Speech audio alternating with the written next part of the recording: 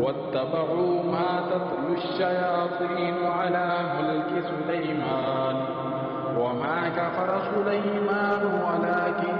الشياطين كفروا يعلمون الناس السحر